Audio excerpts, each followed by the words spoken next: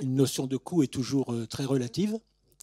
Elle est relative à l'objectif qu'on se fixe.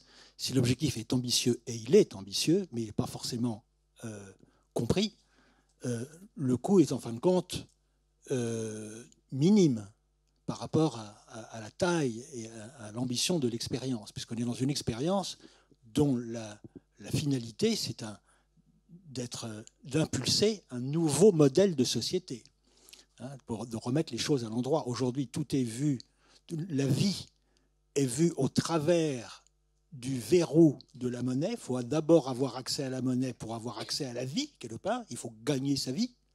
Et le modèle de société vers lequel on va, c'est un modèle où c'est la vie avec laquelle on doit s'harmoniser, la monnaie ne cherchant qu'à faciliter la production d'une richesse consciente en fonction de ce que la vie nous demande de respecter dans son intelligence. C'est-à-dire que c'est la vie qui est la finalité, le bien vivre ensemble, la monnaie ne servant qu'à faciliter ça. Alors que pour le moment, la vie dépend de l'accès à la monnaie. Donc on est dans une révolution, donc remise à l'endroit des choses. Un projet colossal. Et qu'est-ce qu'on va mettre là? Vos billets, ça coûte 2000 euros ou 2500 euros, etc. Quel est le véritable coût? Le coût, c'est souvent de payer ou de faire payer par la collectivité un demi-salarié ou une salariée, qui est en même temps une richesse. Si on crée un emploi, c'est une richesse. C'est un coût, peut-être parce qu'on va aller prélever de l'argent public pour payer cette personne, mais coût et richesse, c'est la même chose. Ça dépend de... Ça sort d'une poche, ça va dans l'autre, mais c'est à somme nulle. Donc, et puis c'est un travail qui est fait souvent avec des conditions et un volant de bénévoles. Donc c'est une expérience à ambition monumentale qui est faite avec un coût extrêmement réduit. Alors si évidemment on ne voit dans une monnaie locale, dans une monnaie complémentaire, qu'un outil économique pour faciliter la croissance de l'économie locale, redynamiser un peu l'économie, on se dit pourquoi passer par une telle ingénierie, imprimer des billets, développer des programmes informatiques pour lancer une nouvelle monnaie électronique, et puis blablabla, et payer des gens pour faire ça. C'est absurde. Tout ça existe déjà avec la monnaie dominante. Pourquoi aller se casser la tête avec ça? On crée des coûts inutiles. Donc encore une fois, ça va dépendre de la vision, de la compréhension qu'on a de ces alternatives et de bien comprendre l'ambition qui est une vision de mettre les pieds, enfin définir peu à peu, ça prendra des décennies, un nouveau modèle de société. Alors, pour répondre à cette question, je ferai un mixte entre le temps et l'argent. Et on est tout le temps dans le mix entre le temps et l'argent, parce que quand on en emprunte, plus longtemps on le garde, plus cher on le paye. Donc, on est toujours dans le temps et l'argent. Si on prend le développement des monnaies citoyennes, un réseau que je connais un peu bien, celui de la Belgique francophone, on a une dizaine de groupes monnaies, enfin 10 qui fonctionnent et encore quelques-uns en préparation. Et en faisant une évaluation comme ça à la louche, ça fait environ 150 personnes qui sont investies et qui font quelque chose au moins une fois chaque semaine pour le réseau de monnaies citoyennes. Donc vous imaginez en termes de temps consacré, de temps à louer, si on était dans une économie du temps, ce que ça représente comme richesse et comme investissement à long terme, sans nécessité de retour financier, avec plein d'autres retours, mais pas financiers. Alors effectivement, ça c'est déjà une grosse richesse et c'est un grand investissement. Et quand les personnes s'engagent, comme dans tout engagement volontaire, il est opportun de savoir qu'est-ce que tu attends comme retour, pourquoi tu viens, c'est quoi ton objectif à toi dans le collectif. Et puis, on trouve un arrangement et les collectifs qui marchent bien sont ceux où on pose ces questions de façon plate, directe et d'emblée. Alors, une fois qu'on a dit ça, se pose après la question du financement, puisque au départ, on trouve toujours des bouts de ficelle. C'est parfois un sponsor privé, c'est parfois un club d'entreprise, c'est parfois un pouvoir public, c'est parfois une société folklorique ou une autre association qui va financer l'amorce, les premières impressions, etc.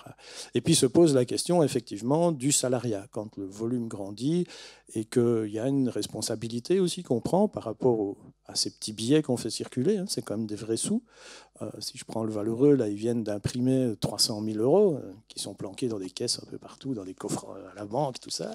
Voilà, ils ne circulent pas encore tous, mais enfin, voilà, c'est quand même une masse qui devient... Enfin, je veux dire, il ne faut pas faire le guignol, quoi. Il faut quand même être un peu sérieux. Et du coup, se pose la question du salariat. Et quand on se pose la question du salariat, se pose la question du potentiel qui existe dans les pouvoirs locaux, et soit de mise à disposition de personnel, soit de subventions, etc. Et il est évident, et on le remarque dans tous les projets européens qui prennent de l'ampleur, que quand on sait faire bras de levier avec les pouvoirs locaux, c'est un vecteur d'accélération et de développement important. Mais ce que l'on retient de nos quelques années d'expérience, c'est qu'avant d'entrer dans cette discussion-là, il faut que les collectifs citoyens fondés sur une base volontaire soient suffisamment structurés, soient suffisamment solides pour discuter financement avec les pouvoirs locaux, tout en gardant une gouvernance citoyenne. Puisqu'on est sur du local, la tentation est grande de devenir le jouet de monsieur ou madame le maire. Je ne vous ferai pas un dessin. Et donc, pour éviter ce biais, qui est un biais assez connu en démocratie, je veux dire, ce n'est pas nouveau, et on peut éviter ce biais quand on a un collectif citoyen qui est bien structuré, qui a fixé ses objectifs, qui fonctionne, et puis qui discute, collectif citoyen avec représentants des citoyens, à comment on peut utiliser une petite partie du bien commun qu'est l'argent public pour développer un grand jeu de société qui va déboucher sur une nouvelle façon d'envisager l'économie. Tadam! Je vais donner un petit peu l'expérience boulonnaise pour répondre à la question. Donc, avant justement la question du salariat et du modèle économique, il y a vraiment, et vous en avez parlé, ce temps d'ingénierie qui va être le temps de création de la communauté, ensuite de création du projet, et ensuite de première mise en circulation. Ce temps-là, il est difficile à valoriser, puisque c'est du temps souvent bénévole, mais c'est aussi réussir à mettre autour de la table justement différents partenaires. À Boulogne-sur-Mer, ça a été le Crédit municipal de Boulogne-sur-Mer qui est devenu la banque du Boussole, la communauté d'agglo qui a aussi offert un soutien technique puis financier sur le projet. Et ça, c'est des choses, c'est des temps importants avant d'arriver à la question du salariat. Ensuite, après, quand le projet est lancé et qui prend forme, qui prend vie, il se pose justement la question de l'animation, même si le réseau des prestataires et le réseau des utilisateurs doivent rester les premiers ambassadeurs pour continuer à faire grandir le projet. Donc la question du salariat, de l'animation, du modèle économique du projet, elle vient forcément se poser ensuite. Et là, chaque monnaie y répond un petit peu à sa façon. Ça peut être par un commissionnement sur les opérations, comme ça peut être du partenariat avec des collectivités locales, voire des dons pour certains partenariats privés. Mais voilà, c'est peut-être la partie la plus compliquée qui va faire que le projet se pérennise ou non. Ça, c'est mon approche personnelle, mais on parle d'une